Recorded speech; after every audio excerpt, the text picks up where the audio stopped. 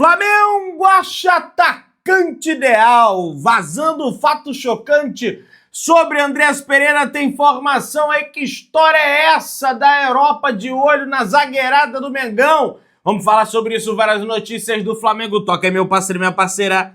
Tocou então, vem comigo, Brunegro. Vamos às notícias do Flamengo, meu parceiro e minha parceira rubro-negra, após a maratona, né? A tour do Flamengo aí pelo sul do Brasil, essa trilogia aí contra o Internacional, que o Flamengo foi o vencedor das três, o jogo no Rio de Janeiro, as duas partidas no Rio Grande do Sul pelo Campeonato Brasileiro, pela Copa Libertadores. O Flamengo está de folga hoje, se representa normalmente amanhã na parte da tarde no CT Ninho do Urubu. A representação do grupo foi marcada para a parte da manhã. O Flamengo vai ter amanhã e também o domingo para se preparar para o embate diante da equipe do Vitória na segunda-feira, às 9 horas da noite. E o De Arrascaeta, que vem dessa sequência de jogos, né, assim, mais ou menos, né, os últimos dois jogos ele acabou atuando, né, não jogou a primeira partida diante da equipe do Internacional em função de um cartão amarelo que ele toma diante do Deportivo Táchira, e ele está passando por uma espécie de tratamento especial no dia da folga do Flamengo, né, para manter o seu ritmo físico, regenerar ali o corpo. A gente sabe que é um atleta que ele precisa dessa demanda energética, né, digamos assim, dessa demanda física, porque já lhe falta um pouco, se lesionou muito nas últimas temporadas, mas nessa temporada o departamento médico do Flamengo, o fisioterapeuta do Flamengo, grande Lenian Neves, vem trabalhando muito bem com o uruguaio do Flamengo, né, e ele vem conseguindo manter regularidade, fazendo gols, sendo o jogador mais importante da temporada do Flamengo desde que vestiu a camisa de número 10, ainda no ano passado, né, quando o Rodolfo Landim, nos últimos dias aí do seu mandato, deu a camisa 10 para o De Arrascaeta. Já está definida a arbitragem da partida entre Flamengo e Vitória. Quem vai apitar é o fraquíssimo Felipe Fernandes de Lima, ele que é do quadro de Minas Gerais de arbitragem, terrivelmente fraco. Se não me falha a memória, foi ele quem apitou o jogo do Flamengo contra o Santos na Vila Belmiro. Não teve interferência, tá? Aquele jogo o Flamengo perdeu porque foi incompetente, mas é um árbitro que picota muita partida, marca muitas faltas. Ele deu um cartão amarelo pro Bruno Henrique, vocês lembram disso? Né? Sendo que o Gabriel Brazão, que faz... Eu não esqueço, rapaz. Eu esqueço, não tenho a memória de elefante, mas eu lembro dos erros contra o Flamengo, porque eu fico pé da vida na hora e eu gravo, né? O Gabriel Brazão do Santos deu uma banda no Bruno Henrique, e aí ele deu o cartão amarelo. É esse rapaz aí, quem vai apitar o jogo do Flamengo diante da equipe do Vitória na próxima segunda-feira. E aí não é nenhuma questão de, pô, já tá chorando antes do jogo, Pedrão, toma vergonha nessa tua cara. Não, cara, tem que ser dito. Futebol não é jogado só dentro das quatro linhas, não. Você tem que fazer o jogo externo também, jogar pressão na arbitragem. E não é para deliberadamente o árbitro ajudar o Flamengo. Mas para entrar, ó, não posso errar contra esse time aqui, não. Porque todos os árbitros contra o Palmeiras entram com esse tipo de mentalidade. Tem cagaço de errar contra o Palmeiras, e a mesma coisa tem que acontecer com o Flamengo, beleza? Pessoal, amanhã tem a grande decisão da Copa do Mundo Sub-20 de clubes, né? Flamengo e Barcelona, a equipe espanhola, já se encontra em terras cariocas. O Léo Nanete foi batido o martelo.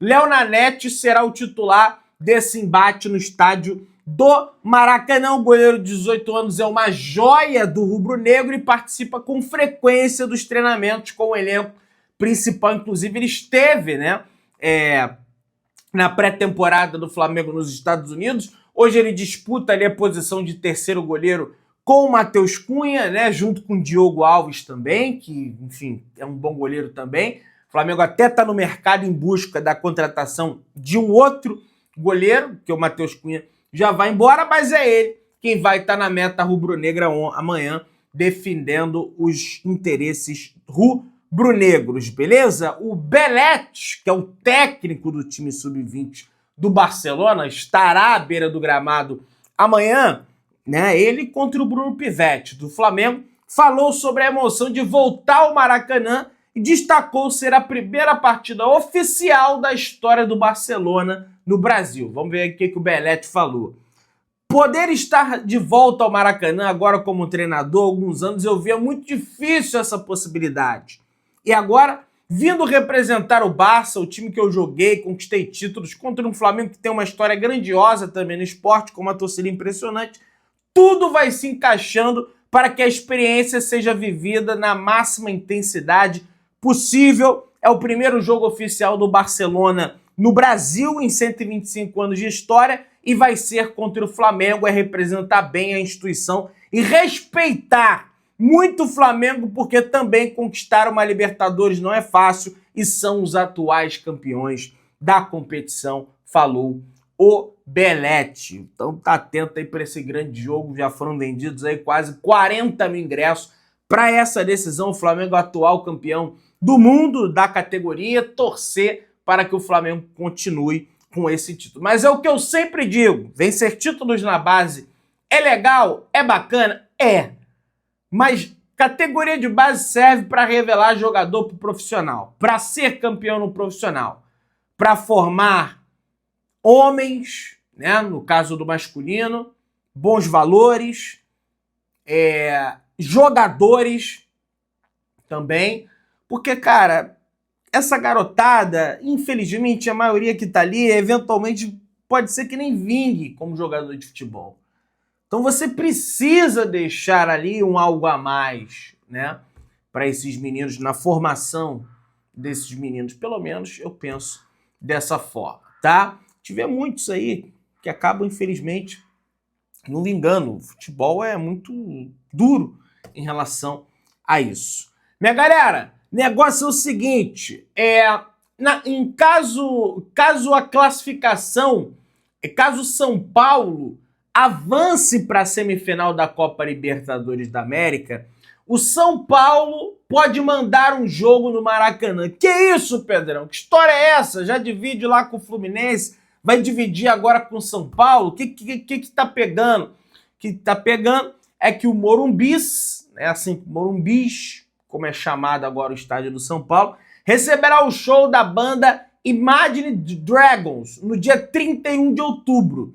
Assim, o Maracanã aparece como uma opção mais viável, tanto na questão logística quanto na financeira. Vale destacar que as semifinais da Libertadores estão marcadas para ocorrer no dia 22, o jogo da ida, e no dia 29, o jogo da volta. Então, o São Paulo pode ser que jogue esse segundo jogo no estádio do Maracanã, caso seja o segundo jogo. Porque se pegar o Palmeiras, o São Paulo joga a primeira, e no caso no dia 22. Como o show é só no dia 20, no dia 31, tem tempo hábil, né, para o São Paulo mandar essa partida no Morumbis, né? Então, a diretoria do São Paulo, informação do blog do São Paulo, já entrou até em contato com a diretoria do Flamengo e Fluminense para consultar essa possibilidade. Tem que ver como é que vai estar a agenda também, porque senão o gramado aí daqui a pouco vai... E aí, se liberam para o São Paulo jogar, o Vasco vai falar, para o São Paulo vocês liberam de boa, e quando sou eu que quero jogar aí no Maracanã, tem que entrar na justiça? Pois o Flamengo e o Fluminense podem argumentar, pô, mas eles estão trazendo uma semifinal de Libertadores. O Vasco está trazendo o Vasco e Volta Redonda na segunda divisão do ano que vem, né? Porque do jeito que tá aí, meteu 6 no Santos, perdeu pro Juventude. Apesar que foi no Alfredo Jaconi. E no Alfredo Jaconi, cara, os cariocas, ele tem alguma coisa ali que a cariocada só se ferra quando joga lá. Pessoal, tema polêmico, hein? Pois é, e eu vou dar minha opinião, não quero saber. Cuejar, jogador atualmente no Grêmio, diz que não recebeu a medalha de campeão da Libertadores em 2019. E ele falou o seguinte: eu joguei 10 jogos dos 14 da Libertadores pelas estatísticas, eu sou campeão da Libertadores 2019. Eu não ganhei a medalha porque o Marcos Braz não me mandou. Ele estava com birra de mim. Lembro que mandaram para outros jogadores que jogaram menos jogos do que eu. Sei lá, não sei o motivo. Mas no mesmo dia fui campeão da Libertadores e da Champions Asiática em 24 horas no mesmo dia. Lá eu ganhei medalha. Olha, na minha opinião, o Cuejá tinha que ter ganhado a medalha de campeão da Libertadores, tá? Eu sei que ele foi mal conduzida a saída dele, para eu não falar outra coisa, para não ofender ele, foi mal conduzida a saída dele do Flamengo por culpa dele. Tem até uma matéria da ESPN à época que eu pego aqui, ó. Cuejá foi afastado do Flamengo após pedir para ficar de fora das partidas desse domingo contra o Ceará e na próxima quarta-feira contra o Internacional, jogo da volta da Libertadores. O desejo do jogador, porém, vem de antes. Então ele, não quero jogar porque eu quero ir embora.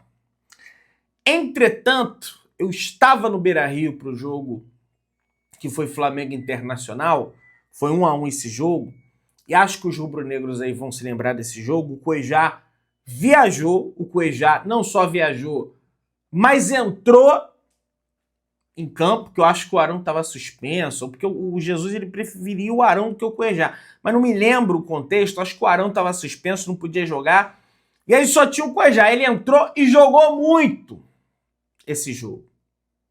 E tem outra coisa. O Andrés Pereira, que também saiu do Flamengo, recebeu a medalha de campeão da Libertadores do ano de 2022. Então por que realmente o Andrés ele jogou menos partidas e recebeu a medalha, e o Cuejá, que não jogou a semifinal e a final, ele só não jogou 3 partidas, ele não recebeu a medalha? Eu discordo disso, acho que ele tinha que ter recebido a medalha, apesar da malcriação dele ter...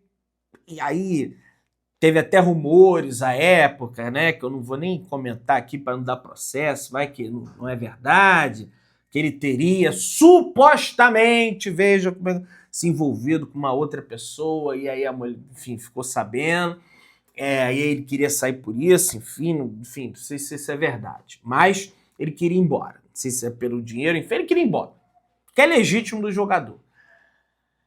Acabou não recebendo a medalha e acabou falando isso lá no Duda Garbi, né? No Assado com Duda Garbi, que é um programa que tem com esse gremista que é o Duda Garbi, que entrevista lá jogadores, personalidades, já entrevistou o Felipe Luiz, inclusive, enfim, aquela situação toda. Galera, o negócio é o seguinte, presidente da CBF quer dividir gestão de liga com clubes e evitar doping financeiro com fair play, galera. Pois é, e espero que o fair play financeiro seja aplicado, mas sempre lembrando, para quem não entende, fair play financeiro... O que é fair play? Jogo limpo. Fair play financeiro, limpo com as finanças. E aí... A grande questão, jogo limpo com as finanças, a grande questão é, fair play financeiro, ele te proíbe de você gastar mais do que você arrecada. Logo, o Botafogo não poderia ter montado aquele time do ano passado, porque ele não arrecada para aquilo, tá aí a situação no Botafogo agora, devendo tudo, contrata e não paga, e segue contratando o Corinthians, o Internacional, né, que não paga pelo Thiago Maia. Então, muito se discute uma liga do Brasil de direitos de TV, porque o Flamengo isso, o Flamengo aquilo, e o fair play financeiro. Tem que ser discutido também. Sem fair play, se eu sou o Flamengo assim, sem fair play financeiro não tem liga. Primeira coisa que tem que fazer, tá? Primeira coisa que tem que fazer, pelo menos na minha opinião.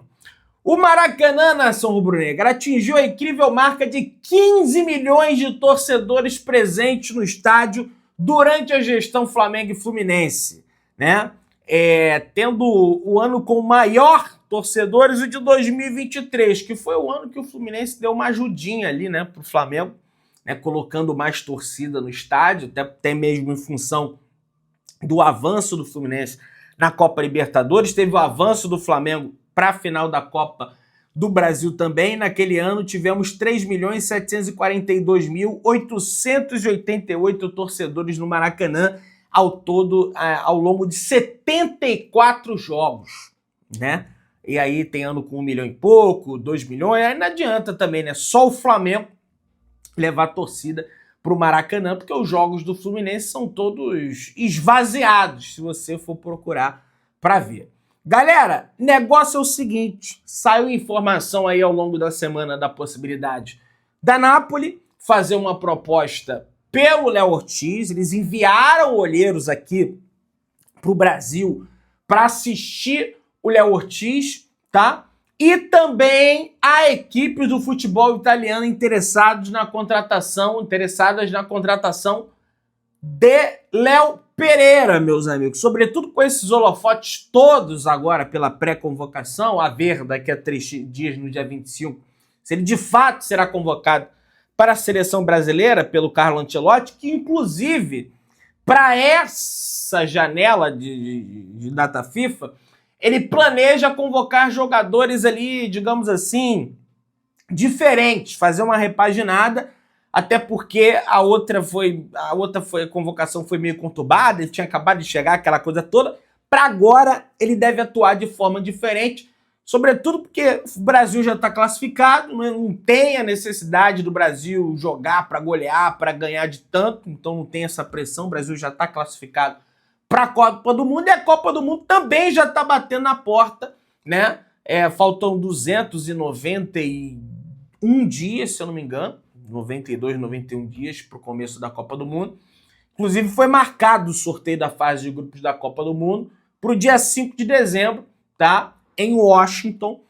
Eu vou à Copa do Mundo fazer essa cobertura maravilhosa para vocês, beleza? Vocês podem ficar, vai estar tudo parado, futebol de clube, aquela coisa toda. Outra coisa, o Flamengo segue no mercado querendo a contratação de goleiro, aquela coisa toda, e confirmo e repito o que eu disse mais cedo, em relação à grande contratação que o patrocinador vai trazer ao Flamengo, isso aí está completamente fora de cogitação. Aí se falou no Andrés Pereira, porque, gente, na balança, Andrés Pereira, Flamengo, é muito mais o Andrés Pereira querendo vir para o Flamengo do que o Flamengo querendo o Andrés Pereira.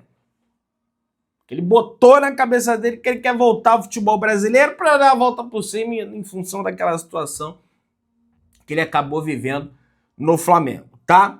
Galera, em relação à busca do Flamengo por atacantes, o Flamengo chegou a procurar o atacante Brenner, atualmente na Udinese. O clube e o jogador chegaram a negociar um acordo, mas o negócio acabou não se concretizando com o clube italiano. O Brenner acabou acertando a sua volta ao Cincinnati dos Estados Unidos, na Major League Soccer, na MLS, informação da ESPN. Mas foi um dos jogadores também, o Flamengo esteve próximo de acertar e achou que seria ali um atacante móvel para ajudar na marcação pós-perda, na marcação pressão que o Flamengo teria achado. Fala-se muito no Marcos Leonardo, agora do Al Hilal, tem um frenesi danado aí na torcida do Flamengo, né, em função do Marcos Leonardo. O Al Hilal trabalha para não inscrever o Marcos Leonardo na Liga Saudita e aguarda propostas pelo atacante por conta do limite de 8 estrangeiros na Liga Saudita. O brasileiro não deve ser inscrito, ele ficaria disponível apenas para competições continentais, o que não é interessante para ambas as partes, para não correr risco de desvalorização no mercado. O Al Hilal está disposto, caso não haja uma grande reviravolta, vender Marcos Leonardo agora. Tem mercado na Europa? Tem, mas não era mal o Flamengo fazer uma sondagem, né?